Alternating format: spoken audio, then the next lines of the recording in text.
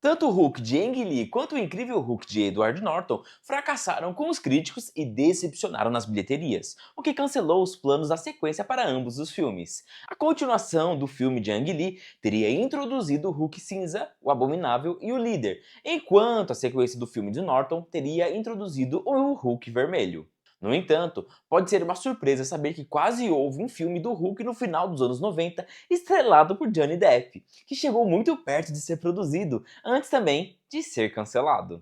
Então, vamos mergulhar e descobrir o que aconteceu nos bastidores desses três filmes e também dar uma olhada no que poderia ter sido o Hulk dos anos 90, o Hulk 2 de Ang Lee e o incrível Hulk 2 de Edward Norton no início dos anos 2000.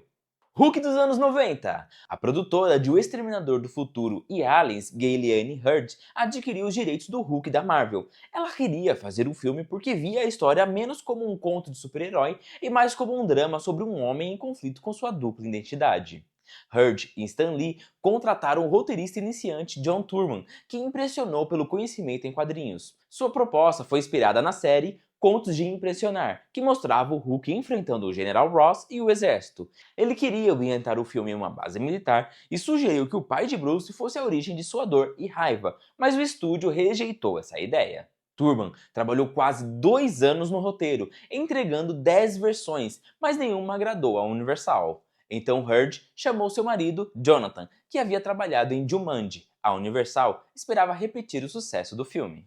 Mesmo assim, algumas ideias de Turman acabaram sendo aproveitadas. Porém, o marido reescreveu tudo e criou uma versão bem diferente que chegou muito perto de sair do papel. Sobre o enredo do Hulk dos anos 90, o Dr. Bruce Banner e sua colega a doutora Molly Mickelson realizam experimentos com a radiação gama e manipulação de DNA, tentando criar humanos capazes de sobreviver às duras condições de Marte. O projeto é financiado por um bilionário que deseja colonizar o planeta vermelho.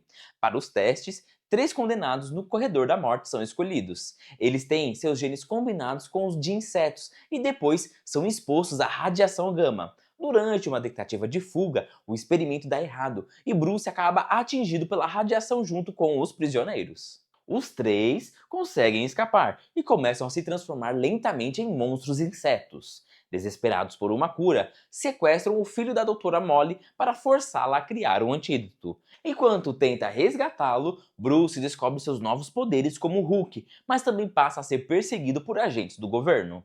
No clímax da história, os prisioneiros recebem um antídoto, que piora sua condição e os transforma em criaturas gigantes. O Hulk derrota 2 deles, mas o terceiro quase o mata. E aí, para vencer ele, Bruce toma o mesmo antídoto defeituoso, crescendo até se tornar um Super Hulk de 12 metros de altura. Ele consegue derrotar o último inimigo, que morre na batalha, e depois recebe uma versão melhorada do soro, voltando a ser Bruce Banner e se curando do Hulk. Nas cenas pós-créditos, Howard Stern entrevista as testemunhas que alegam que os monstros eram na verdade alienígenas de Marte. E o que deu errado?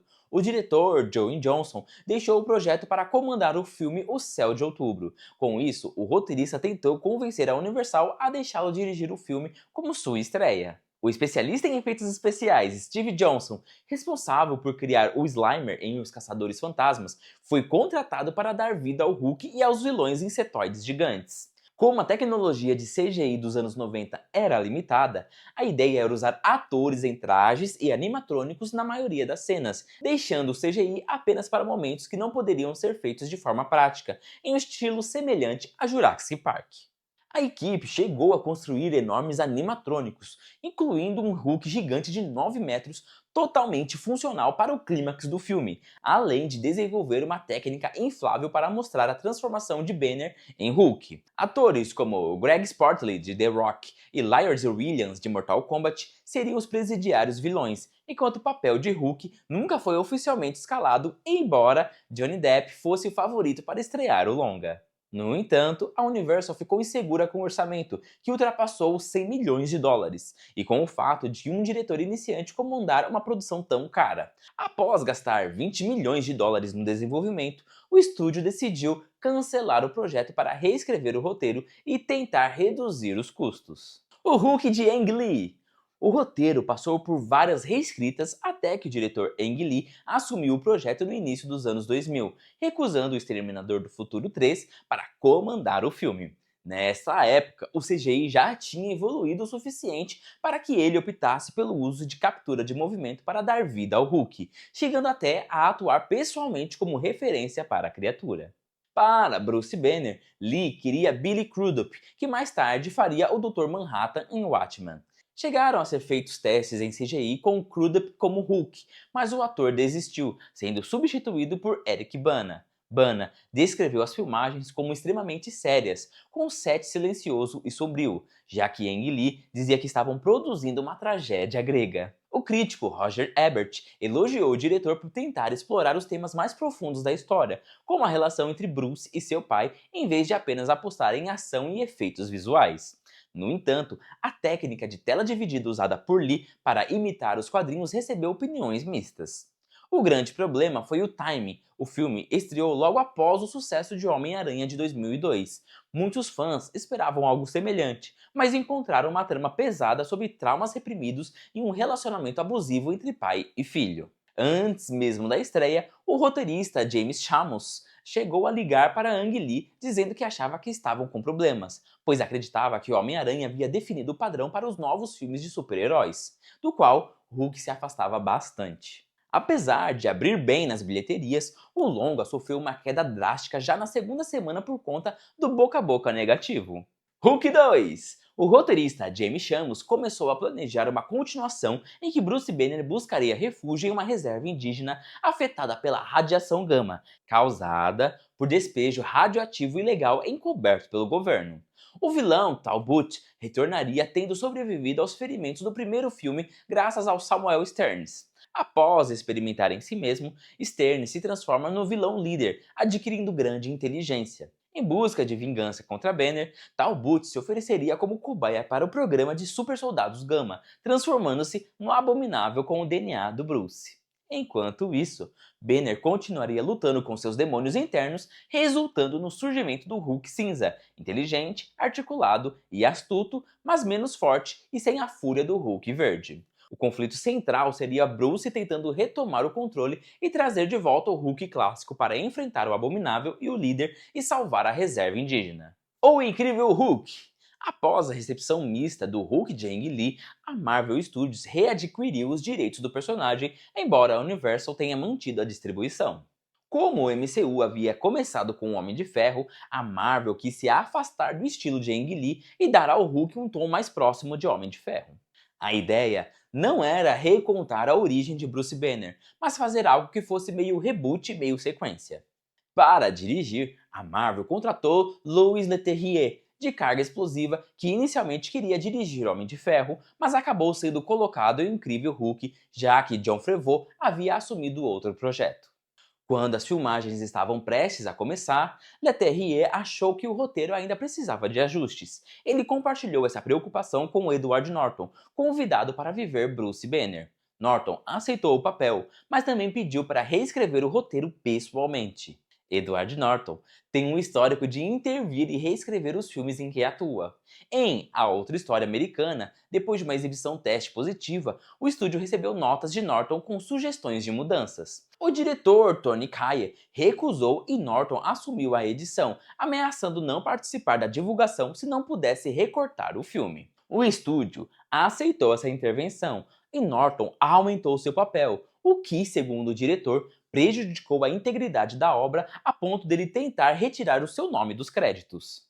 Em Dragão Vermelho, Norton aparecia no set com novas páginas de roteiro não só para o seu personagem, mas também para o de Anthony Hopkins. O diretor, Brett Ratner, comentou que o instinto de Norton é sempre tentar tomar conta do filme, acreditando que precisa resgatá-lo, o que pode ser ao mesmo tempo um benefício e um problema.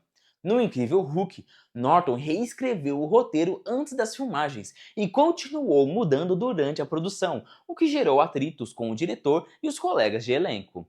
Na Comic Con, ele chegou a dizer que escreveu o roteiro, irritando o roteirista Zack Penn, que foi o creditado oficial pelo Sindicato de Roteiristas, já que as alterações de Norton eram consideradas mais focadas em diálogos do que em mudanças drásticas na história.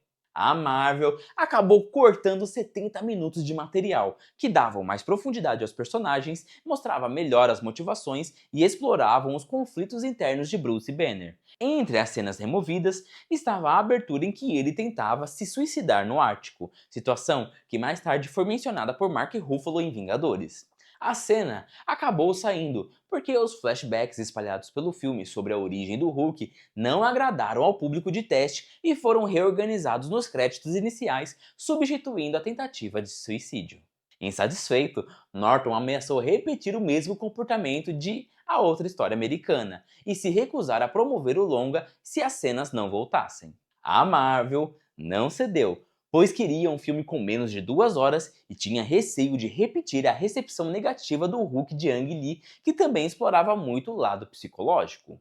Quando chegou a hora de produzir Vingadores, a Marvel decidiu não trabalhar mais com Norton. Kevin Feige, presidente do estúdio, declarou que não era uma questão de dinheiro, mas da necessidade de alguém que se encaixasse melhor no espírito colaborativo do restante do elenco e da equipe criativa.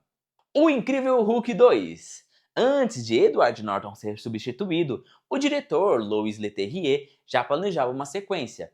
Ele chegou a imaginar que o Hulk fosse o vilão em Os Vingadores, por isso deixou o final de seu filme ambíguo. A última cena mostrava Banner abrindo os olhos e sorrindo, podendo ser interpretada de duas formas. Ou Banner não conseguiria controlar o Hulk e os Vingadores teriam que unir forças para detê-lo, ou ele havia finalmente aprendido a controlar a criatura, algo que seria explorado no segundo filme. Edward Norton, no entanto, ainda estava envolvido. Viu o Hulk como uma história a ser contada em vários filmes, sendo o segundo sobre o Hulk como uma consciência, um ser capaz de lidar com sua transformação, semelhante à proposta de Hulk 2 de Ang Lee.